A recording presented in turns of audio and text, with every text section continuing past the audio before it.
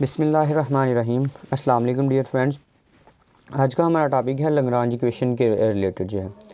तो सबसे पहले तो हमारे माइंड में ये क्वेश्चन आता है कि लैग्रांज इक्वेशन जो है वो किस तरह की होगी, हम इसको कैसे सॉल्व कर सकेंगे। ठीक है, तो इस तरह के क्वेश्चन हमारे माइंड में राइज होते हैं। लैग्रांज इक्वेशन की जो जनरल फॉर्म है वो इस तरह की होगी, पी और ये small P plus Q capital Q small Q is equal to are.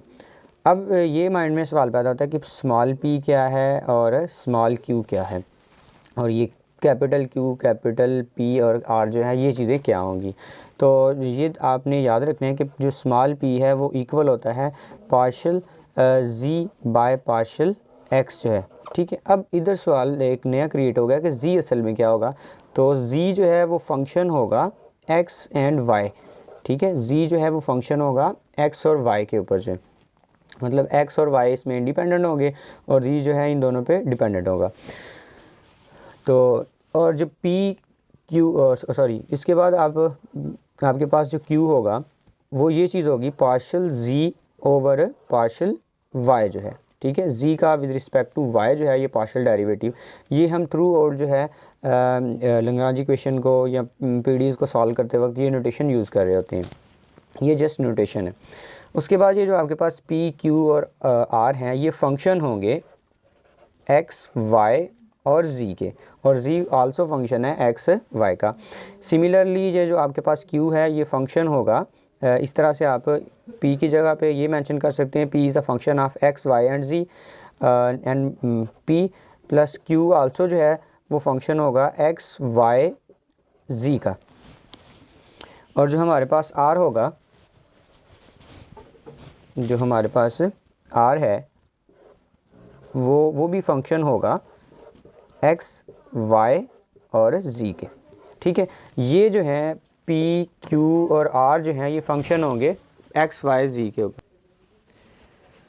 और एक चीज़ आपने याद रखनी है, ये जो लैग्रांज इक्वेशन है हम इसको फर्स्ट ऑर्डर के लिए सॉल्व कर रहे हैं। ठीक है, इसमें जो पार्शियल डेरिवेटिव है वो उसकी डिग्री जो है उसका ऑर्डर वन आ रहा होगा। ठीक है, ये चीज़ आपने याद रखनी होगी। अब हम जो है वो लैग्रांज इक्वेशन को सॉल्व कैसे कर सकते हैं, उसके लिए लैग्रांज ऑक्सिलरी इक्वेशन जो है वो यूज़ की जाती है। सबसे पहले हम उसको ड्राइव करते हैं कि वो कैसे जो है वो हम उसको ड्राइव कर सकते हैं।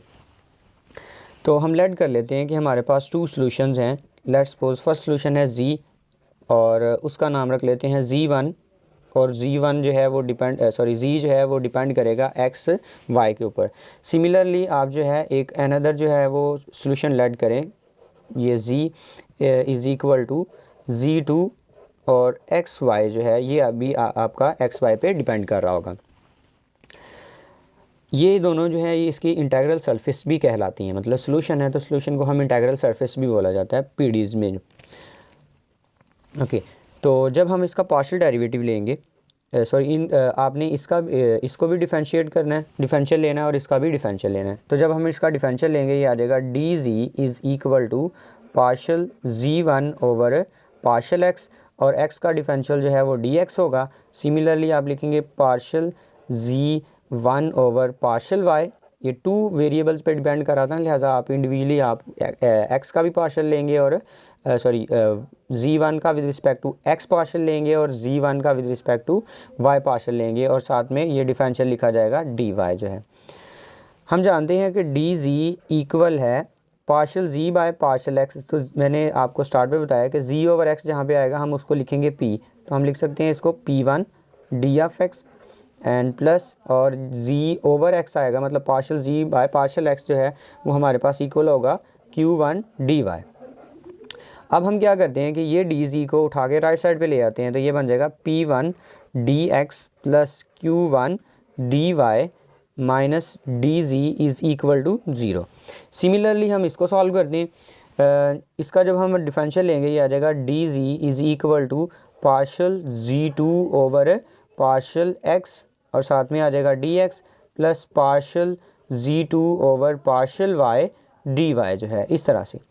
एंड उसके बाद हम ये करेंगे कि इसको लिखेंगे P2 डी एक्स और इसको लिखेंगे Q2 डी वाई जो है, और सिमिलरली ये जो है राइट साइड पे जब मूव होगा तो ये बन जाएगा P2 D X plus Q2 D Y minus D G is equal to 0। अब इन टू इक्वेशंस को हमने सॉल्व करना है, तो सॉल्व करने का हम मेथड यूज़ करते हैं क्रॉस मल्टीप्लाई जो मेथड है उस वो चीज़। इसको हम इसके नीचे लिखते हैं, ये आपके पास बन जाएगा P2 dx और plus Q2 dy minus D G is equal to 0। जब हम इनको सिंप्लीफाई करेंगे, क्रॉस मेथड लगाएंगे, क्रॉस मेथड ये होता है कि आपने ये फाइंड आउट करने हैं dx dy और ये कांस्टेंट है, ठीक है, ये कांस्टेंट नंबर के तौर पे बिहेव होगा अगर हम इसको जो है वो लोअर मैथमेटिक्स में जाएं 9-10 के लेवल पे। तो आपके पास ये जो dx है ये इक्वल होगा Q1 माइनस Q2 जो है, मतलब अगर हमने dx फाइंड आउट करना है तो इन दोनों का जो है वो सब्ट्रैक्शन ले लिया जाएगा, ये आ जाएगा Q1 minus Q2 is equal to, अब आपने फाइंड आउट करना है dy ओवर, अब आप लिखेंगे P1 माइनस P2। सिंपल क्या है कि अगर आपने dx फाइंड आउट करना है तो Q1 माइनस Q2 कर देंगे, अगर dy फाइंड आउट करना है तो वो P1 माइनस P2 कर देंगे। और जब आपने dz लिखना है तो वो आपके पास इक्वल होगा, ये तीनों जो है वो आपस में इक्वल होते हैं। ये dz जो है ये इक्वल होगा किस चीज़ के, आपने मल्टीप्लाई करना है P2 multiply by Q1, P2 multiply by Q1 minus और P1 multiply by Q2, P1 multiply by Q2। इस तरह से हमने ये एक इक्वेशन जो है वो जनरेट कर ली है। सिमिलरली हम ये जानते हैं कि हम इसको इस तरह से भी तो राइट कर सकते हैं, हमारे पास इसकी जो जनरल फॉर्म है वो इस तरह से भी तो होती है, आप इसको देख सकते हैं, ये जो है ये भी हमारे पास इसकी जनरल फॉर्म होती है P, और अगर आप Z1 को देखें तो वो आपका P1 बनेगा और plus Q1 is equal to R, और अगर Z2 के रिस्पेक्ट से देखा जाए तो ये आपके पास बनेगा P and P2 plus Q2 is equal to R। Similarly आप R को जब लेफ़्ट साइड पे लेके आएंगे तो ये आपके पास इस तरह से इसको सॉल्व करने के बाद आपके पास ये चीज़ बनेगी P over P1 minus P1 नहीं Q1 minus Q2 is equal to Q over P1 minus P2 is equal to R over P2 Q1 minus P1 Q2 जो है, मतलब कि इनको भी जब सॉल्व करेंगे वही आंसर आ रहा है और इसको भी सॉल्व करेंगे वही आंसर आया। इसका मतलब जब हम ये इक्वेशन इन इक्वेशन से डिवाइड करेंगे तो हमारे पास जनरल रिज़ल्ट आ जाएगा dx ओवर, देखिए ये चीज़ कैंसिल हो जाएगी, dx over p is equal to dy over q is equal to dz over r।